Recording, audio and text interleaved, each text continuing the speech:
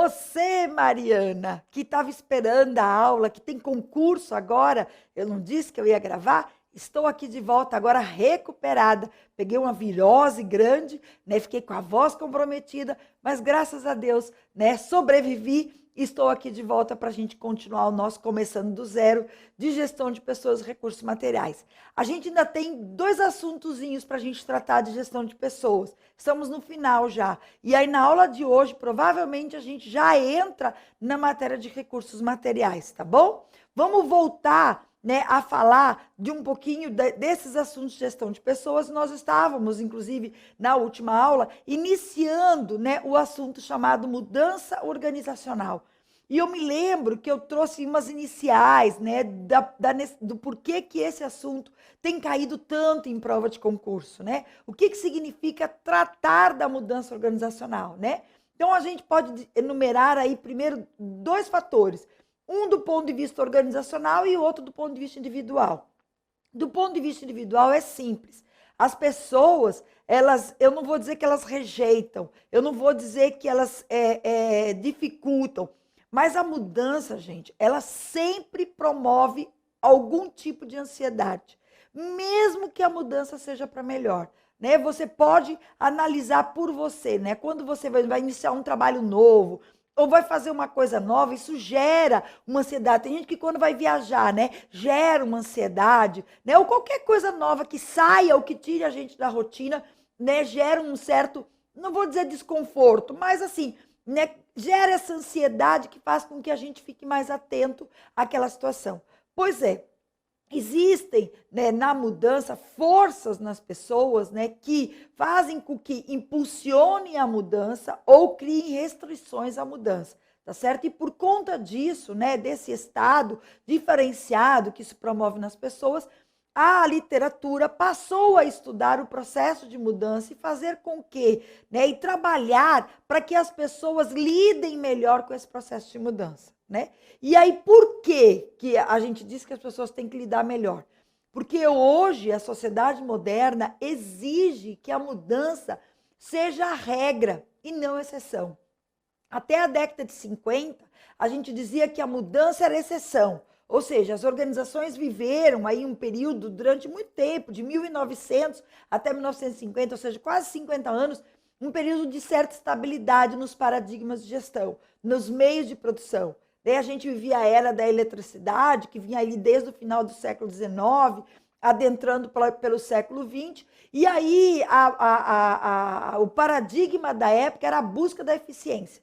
Quando foi mais ou menos por volta da Segunda Guerra Mundial, ou ao final da Segunda Guerra Mundial, as mudanças tecnológicas, a descoberta da bomba atômica, né? A questão da era da petroquímica e do petróleo, que trouxe também mudanças substanciais na forma de produzir e nos produtos que estavam sendo produzidos, né? Gerou aí uma série de mudanças, quebrando, inclusive, empresas que faziam muito sucesso com aqueles produtos e exigindo que estas empresas passassem a adotar novos métodos e novas formas de produção. Quebrava-se os paradigmas, exigia-se a mudança. E de lá para cá, gente, a mudança passou a ser algo muito mais veloz, né? Muito mais rápido. A gente diz que a obsolescência hoje é regra, inclusive do ponto de vista da informação e do conhecimento, né? A gente sabe que uma informação que é certa hoje, amanhã ou depois a medicina ou as outras ciências simplesmente negam aquela certeza e acabam trazendo novas constatações e novas ideias. Ou seja, hoje tudo é incerto. Tudo é mutável, né? Tudo é imprevisível. E as organizações têm que estar preparadas para essa mutabilidade, para essa incerteza e para essa imprevisibilidade. Inclusive atuando dessa forma e entendendo que a mudança é um processo natural das organizações. Porque ou você está sempre mudando, está sempre se reciclando, está sempre se desenvolvendo e desenvolvendo coisas novas, ou você está fadada a um insucesso. Porque o que a sociedade quer, o que o cliente quer, o que as pessoas querem é exatamente essa renovação, né? O aprimoramento, né? As novas descobertas que acabam gerando aí novos conhecimentos, né, e novas informações. Então, a gente fala hoje em gestão da mudança organizacional, tá certo? A gente diz que existem, como eu citei aqui na aula passada, a Indra, que é a presidente da PepsiCo, quando assumiu, né, ela fez uma mudança radical na Pepsi, né, inclusive vendendo, né,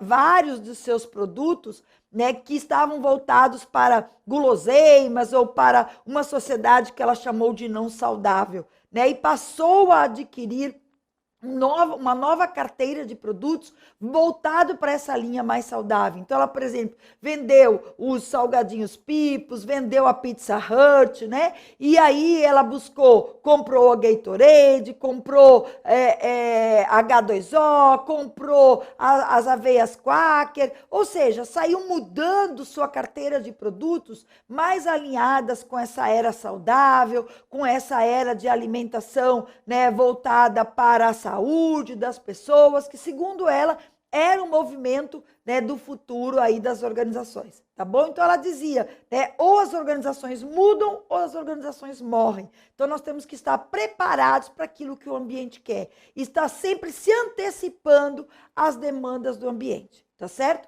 Bom, quando a gente fala de mudança, diante dessa realidade, a gente diz que a mudança ela pode, né, como agora acabei de dizer, né, o ambiente traz, né, aspectos imprevisíveis, o ambiente traz necessidades, né, em função dos clientes, em função da sociedade, e aí a gente diz que a mudança ela parte de forças externas, né, de aspectos políticos, de aspectos econômicos, de aspectos sociais, né, que levam as organizações a mudarem, tá certo?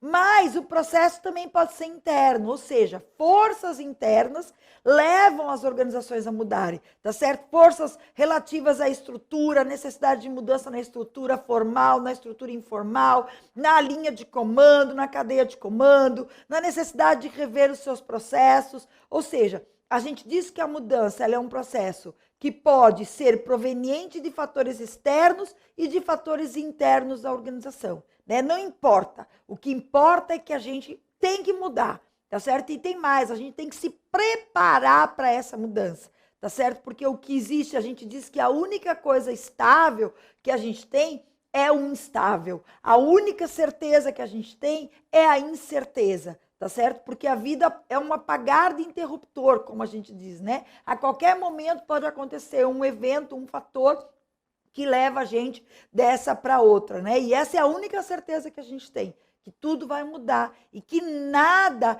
é estável ou estático. Na verdade, existe uma adaptabilidade dinâmica, né, da gente estar sempre se adequando às novas situações, às novas circunstâncias ou às novas contingências, tá bom? Então, primeira coisa, mudança, né? Na realidade, hoje a gente fala, né, a mudança é uma necessidade hoje das organizações. E essa necessidade pode partir de fatores externos ou de fatores internos, ok? Como que a gente fala ou como que a gente classifica os tipos de mudança?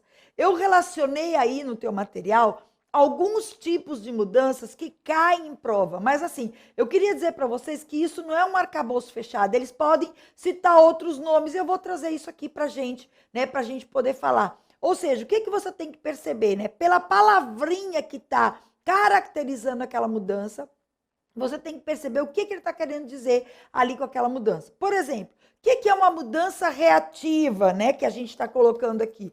Gente, reativa está ligada diretamente à palavrinha problema. Sempre que ele falar problema, você tem uma reação, tá certo? Sempre, tudo em administração. Falou em mudança reativa, falou em processo decisório reativo, não importa, falou em reação, significa que para que você reaja, você tem um problema. Então, em situações no qual você detecta um problema, né, um problema da ordem de eficiência, de eficácia, problemas de todo tipo que podem surgir na organização, a gente diz que aí surge a necessidade de uma mudança.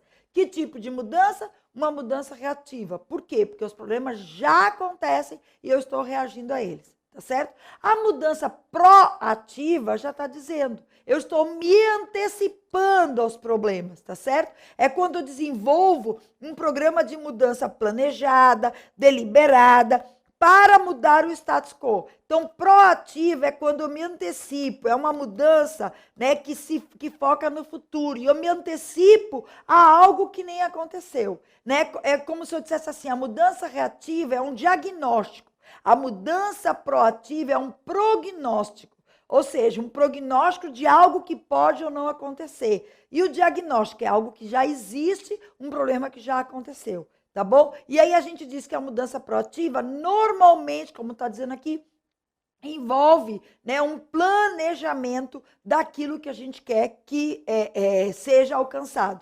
Um exemplo de mudança proativa é o planejamento estratégico, que é exatamente uma forma de você pensar no futuro e você estabelecer objetivos hoje que te levem a um futuro diferente. Então, é uma mudança planejada, deliberada, né, que se volta para mudar a situação atual, como coloca aqui o status quo, certo? Mudanças evolutivas. O que são as mudanças evolutivas? São mudanças pequenas, mudanças graduais, mudanças que geram uma tendência, tá certo? E que são incrementais. Vamos ver se tem escrito aqui. Pode escrever aqui. São mudanças incrementais, ou seja, você vai aumentando um pouquinho a cada dia. Como diz aqui, é uma mudança pequena dentro dos limites das expectativas e dos arranjos. Geralmente é lenta, suave, gradual. Não tem a palavrinha gradual, pode escrever aí, porque é palavrinha importante para concurso. Que transgride as expectativas, não provoca grandes entusiasmos e não produzem grandes resistências, né? É aquela mudança que vai acontecendo lentamente. Você já ouviu a parábola do sapo, né? O sapo é colocado numa água, né, fria, e você liga o fogo, né? E aí o sapo vai percebendo aquele quentinho,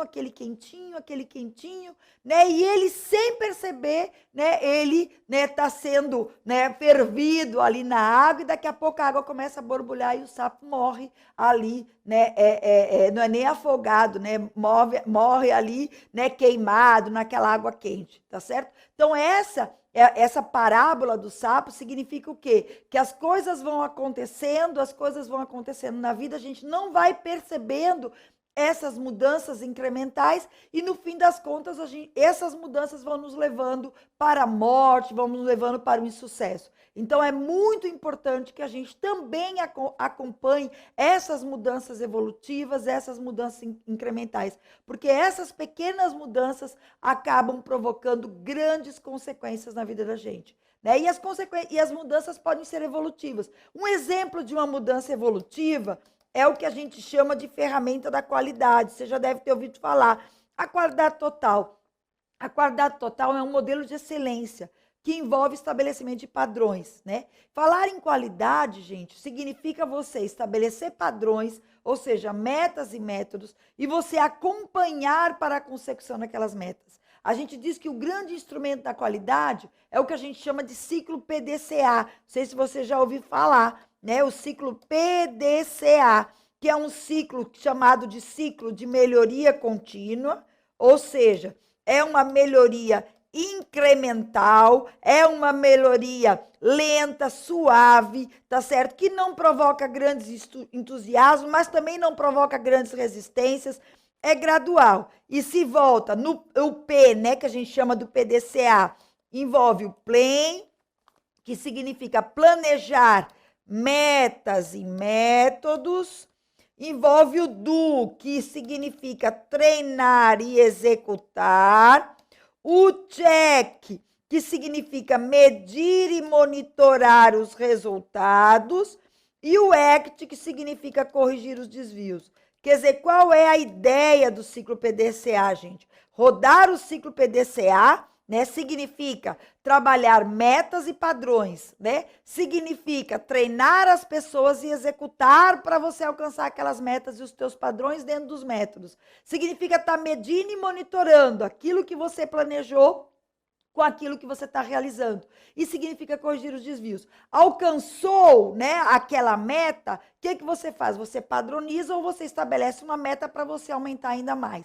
A gente diz que passar em concurso significa rodar o ciclo PDCA, ou seja, você ir estabelecendo metas, métodos e se monitorando para você ir alcançando os resultados e promovendo mudanças graduais, lentas e sistemáticas para que você um dia chegue lá e passe em concurso, tá bom? Então, isso é uma mudança evolutiva, né? E um exemplo de uma mudança evolutiva significa falar em qualidade, certo? Uma mudança revolucionária. O que é uma mudança revolucionária, gente? É uma mudança drástica, é uma mudança radical, é uma mudança fundamental, é uma mudança brutal, que transgride e rejeita as antigas expectativas. Ela é rápida, ela é intensa, normalmente ela envolve maiores custos, diferente da mudança evolucionária, que comparadamente envolve menores custos, né? A evolucionária é uma mudança que você vai promovendo, né, mudanças graduais, né? Mudanças aqui, mudança ali. A mudança drástica não, é um investimento de uma vez, tá certo? Você muda tudo, né? Você simplesmente pega um processo como um todo, né, e você refaz aquele processo, porque você descobre que ele está sendo ineficiente do início ao fim, tá certo? Você refaz aquele fluxo, por exemplo. Tá certo? Então, isso é uma mudança revolucionária. E a gente chama, um exemplo de mudança revolucionária está na técnica chamada reengenharia, né? Que você já deve ter ouvido falar. Reengenharia significa mudar os processos de trabalho, mudar os processos, ou seja, mudar as atividades, mudar as tarefas de forma drástica, radical e fundamental. Partir do zero. A gente diz que a reengenharia é passar uma folha de papel em branco. Gente, reengenharia é uma técnica, assim como a qualidade é uma técnica, assim como o ciclo PDCA é uma ferramenta. Então, a gente tem aí várias técnicas de administração que a gente usa para promover mudança. Ora, mudanças lentas, ora, mudanças radicais, ora, mudanças voltadas para a aprendizagem, que a gente vai ver já já, tá certo? Ora, mudanças, como está dizendo, sistemáticas ou administradas. E essas mudanças sistemáticas, elas se utilizam de modelos explícitos dentro da organização, né? É baseada no comprometimento, na convicção, quanto à correção da mudança. Então, a gente, na realidade, cria um processo, cria um modelo para que a gente possa mudar. Por exemplo, uma mudança sistemática ou administrada significa você promover um projeto e esse projeto provocar mudanças nos processos, tá certo? Então, a gente vai fazer uma mudança sistemática. Pessoal, essa mudança administrada, um exemplo dela, como eu acabei de dizer aqui, é projeto, mas um outro exemplo de mudança administrada significa também uma mudança proativa. Uma mudança administrada é uma mudança proativa. Por exemplo, o planejamento estratégico é uma mudança administrada. Quando você trabalha o planejamento estratégico, você está estabelecendo objetivos que você quer alcançar. Ou seja, você está estabelecendo ali que você quer mudar uma determinada situação. O final de um planejamento estratégico é um projeto. Um projeto, gente, é uma mudança administrada, porque eu planejo, eu executo, eu controlo e eu encerro, tá certo? Projeto, gente, é uma mudança. A gente diz que o projeto é um esforço temporário para o alcance de um objetivo, ou seja, é uma mudança que a organização vai fazer, né, cujos resultados são duradouros, mas o esforço para a mudança é temporário. Tá certo? Então, a mudança sistemática ou a mudança administrada pode ter como exemplo o planejamento. Aí você vai dizer assim, mas Beth, o planejamento serve para exemplo para a mudança sistemática e para a mudança proativa? Claro, são ferramentas que eu uso para uma mudança proativa e para uma mudança sistemática ou administrada. Gente, falar em mudança administrada também pode ser proativa. A mudança administrada pode ser proativa. Aí você diz assim, mas a mudança administrada pode ser reativa? Pode também. Não importa. O que você tem que ter em mente em prova de concurso? Se ele falar que tem um problema, a resposta é proativa. Ou, se ele falar que tem um problema, a resposta é reativa. Se ele falar que está se antecipando ao futuro, você vai dizer que é proativa. Se ele vai dizer, se ele falar que está usando um modelo, e mesmo que esteja se antecipando ao futuro, ou esteja para resolver problema, não importa, mas que está usando um modelo administrado, a mudança é administrada, ou é uma mudança sistemática. Ou seja, o que eu estou querendo dizer para ti aqui agora? Que cada palavrinha dessa do bem nos traz um tipo de problema, nos traz um tipo de mudança. Tá certo? Que a gente vai ter que, né, olhar para a palavrinha para a gente dizer qual é a mudança. Então, proativa necessariamente tem que dizer futuro. Tá certo? Se não disser futuro, pode ser administrado ou sistemática, se falar em modelo, tá bom? A mudança da aprendizagem é a mudança baseada em modelos já construídos e copiados como melhores práticas. Ou seja, a mudança da aprendizagem é aquela mudança que eu parto daquilo que alguém já sabe fazer, copio e adequo à minha realidade. Um exemplo, né, uma técnica de mudança da aprendizagem é o que a gente chama de benchmarking. O benchmarking, gente, é exatamente você copiar as melhores práticas dos melhores desempenhos, ou seja, as empresas que têm os melhores desempenhos naquela área, naquela função, naquela expertise, e pegar aquele desempenho e trazer para cá. Ou seja, eu estou aprendendo, né, algo novo e vou mudar a partir de um exemplo de que alguém já fez. Tá certo? Então, quando ele falar exatamente um modelo copiado, um modelo no qual você busca as melhores práticas, a mudança é de aprendizagem, tá certo? E outros tantos nomes que a gente pode colocar aí, né, que estão relacionados à mudança. E aí o que você tem que ter em mente? Que os modelos são esses. Falou se antecipar é proativo. Falou em problema é reativo. Falou em modelo é administrada. Falou em lenta gradual, é evolutiva, tá certo? Então, a gente tem aí nomezinhos específicos de mudança para cada uma da característica que seja mais importante para aquele tipo de mudança. Fechado? Bom, quando a gente fala de mudança, eu disse no início isso para vocês, né? A gente diz que toda mudança, ela gera alguma ansiedade, mesmo que seja por bem. Mas, né, dependendo, sendo pro bem ou não, né, a gente vai, muitas vezes, mesmo gerando ansiedade, a gente vai impulsionar a mudança, ou a gente vai, né, restringir essa mudança. Então, a gente diz que para toda ação existe uma reação, e isso é uma grande verdade. Promover a mudança, ou eu impulsiono a mudança, ou eu me coloco contra aquela mudança. Mesmo que o efeito psicológico seja de ansiedade ou seja de rejeição da mudança. Claro que há uma tendência das pessoas de rejeitarem, mas eu não posso dizer que toda mudança gera restrições ou gera rejeição, tá bom? A mudança pode, inclusive, ser impulsionada. Por exemplo, você quer passar em concurso e você quer fazer uma mudança na tua vida. Então, você impulsiona, mesmo que isso te gere uma ansiedade. Vamos dizer, você pediu demissão do teu emprego, você não sabe o que vai ser do teu futuro, você não sabe se vai passar. Mas você impulsiona, você não rejeita, tá certo? Enquanto que outras pessoas, não vou pedir demissão, não vou não sei o que dizer. Ou seja, outras pessoas simplesmente rejeitam a mudança. Aí a gente diz que a mudança somente acontece, gente, quando as forças impulsionadoras da mudança, ou as forças positivas, são maiores do que as forças negativas da mudança. Ou seja, as forças restritivas, as forças restritivas da mudança, certo? E aqui estão as forças impulsionadoras da mudança. E quem vem nos dizer isso é um modelo de mudança de Kurt Lewin. Esse cara tem vários modelos aí que a gente vai ver aqui agora, de como mudar e tal. E ele estudou a mudança, e ele disse isso, que toda mudança, ele trabalha com essas duas forças, tá certo? E a gente só vai promover a mudança quando as forças impulsionadoras forem maiores do que as restritivas. E mais, ele diz que uma outra coisa, quando a gente tem forças impulsionadoras que estão iguais às restritivas, muitas vezes a gente não tem que aumentar as forças impulsionadoras, mas diminuir as forças restritivas. Então, são as duas situações em que nós promovemos a mudança.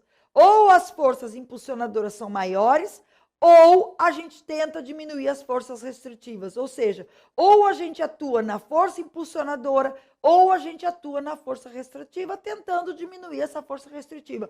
Mesmo que essa força não vá ser impulsionadora, mas ela pelo menos é neutra. Você está entendendo? Então, aí, quando a gente consegue forças impulsionadoras maiores do que as restritivas, não importa como a gente trabalhe, se na impulsionadora ou na restritiva, a gente consegue promover a mudança. Se as restritivas são maiores do que as impulsionadoras, a gente não consegue promover a mudança e a mudança daí é mal sucedida, tá certo? E como é que acontece a mudança?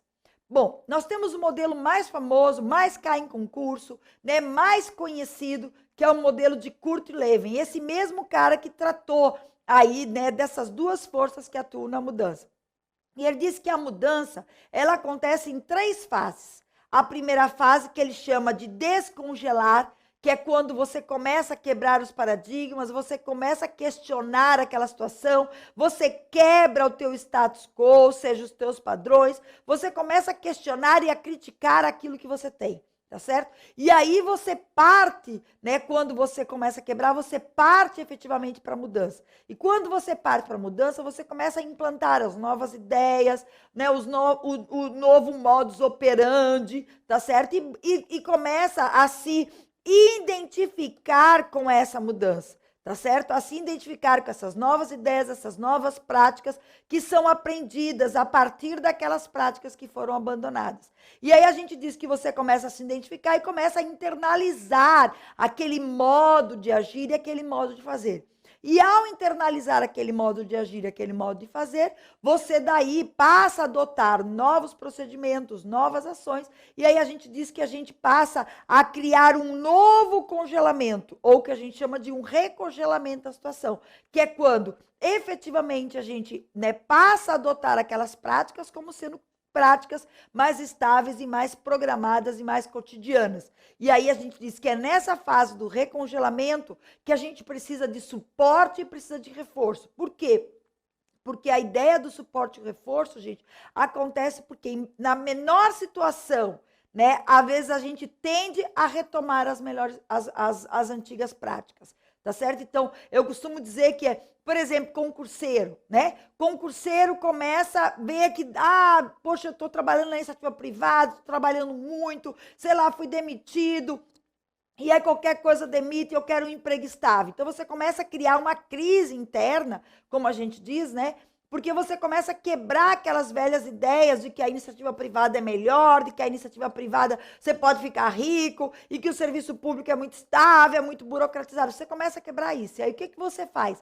Você começa a estudar para concurso. Então você muda, né, o teu cotidiano, você muda a tua vida, de repente você vai trabalhar e passa a estudar, ou então você daí saiu do teu trabalho e passa a estudar, e aí você começa a adotar aquelas novas práticas e você começa a se acostumar com aquelas novas práticas, de acordar de manhã, de passar o dia estudando, de pegar livro, de não sei o quê, de fazer aula, aí você se acostuma, aí aquele teu cotidiano fica internalizado, né, de forma que você não sofre mais com aquele cotidiano que você iniciou pelo fato de você não estar trabalhando e coisas desse tipo.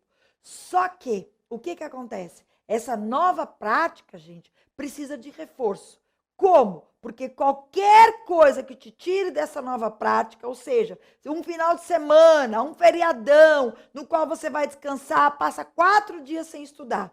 Se duvidar, você não vai passar só 4 dias, porque quando você voltar, você vai passar mais uns 2 ou 3 dias para voltar para o mesmo ritmo que você tinha antes. Por isso que a gente diz que essa nova fase, né, não obstante você ter internalizado, ela requer suporte e reforço. Para quê? Para que essas novas ideias sejam incorporadas definitivamente ao comportamento e você não desvie o curso de ação. Então, todo o processo de mudança envolve um descongelamento, um processo de mudança que é no qual você implanta as novas práticas, internaliza as novas práticas, e o recongelamento, que é quando você começa a fazer o suporte, quando começa a fazer o reforço e a retroalimentação e feedback. Tá? Esse é o modelo mais conhecido. Mas existem outros modelos de mudança, e um outro modelo de mudança também bastante perguntado é o modelo de Kotler. Mas só que eles não colocam o nome, né? Às vezes eles colocam assim, a mudança passa por alguns estágios.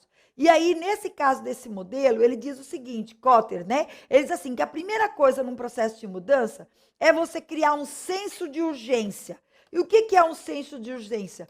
É criar uma crise formal, tá certo? Então, você cria uma crise na tua organização. É como a gente diz, né? Hoje a gente vive uma era caótica, no qual o líder tem que quebrar paradigmas, tem que colocar um advogado do diabo na organização para estar, digamos assim, provocando as pessoas, para estar fazendo as pessoas pensarem acerca daquela matéria e acerca daquele assunto, tá certo? Então, quando você tem a unanimidade, você não tem mudança, né? A mudança, ela só é provocada quando não se tem unanimidade. Então, quando a gente pensa, olha, por exemplo, no caso da Indra, né? Eu coloquei uma presidente nova na Pepsi para que aquilo, né, provocasse uma crise e a quebra dos paradigmas que existiam antes lá. Se não fosse isso, não teria acontecido a mudança. Então, a primeira coisa, você cria uma crise. Daí você cria uma coalizão, ou seja, um grupo que vai defender a mudança, que vai defender a necessidade de mudança.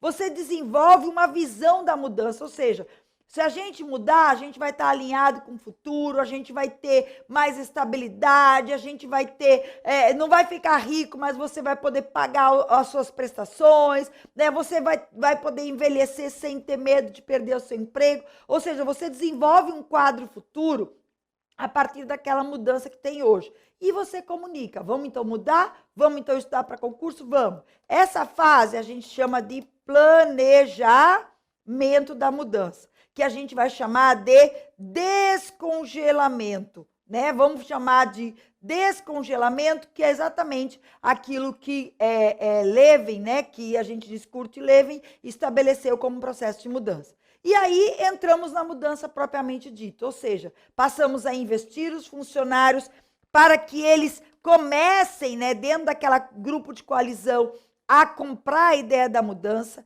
E mais, gente, toda mudança requer conquistas de curto prazo. O que significa isso? Se você promover um processo de mudança, se você deixar para que as pessoas percebam os resultados no longo prazo, isso pode desestimular. É o que eu costumo sempre dizer para o concurseiro. Nós estamos fazendo esse curso aqui, não estamos? Muito bem.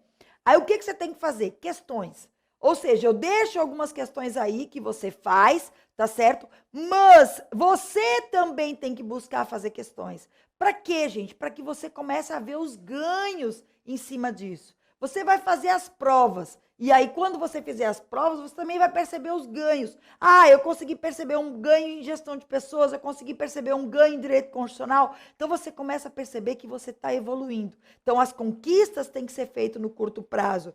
Você tem que consolidar os ganhos e produzir mais mudanças. Isso aqui é o que a gente chama de mudança ou execução. E a última fase, que é o recongelamento, significa você estabelecer novos métodos na cultura organizacional. Ou seja, além de internalizar, você vai reforçar e vai dar feedback. Então, na realidade, o processo de Kotter envolve 8 etapas. Só que dessas 8 etapas, nós vamos ter 3 fases aí, que é o que a gente chama de descongelar, de mudar e de recongelar. No próximo bloco, a gente volta.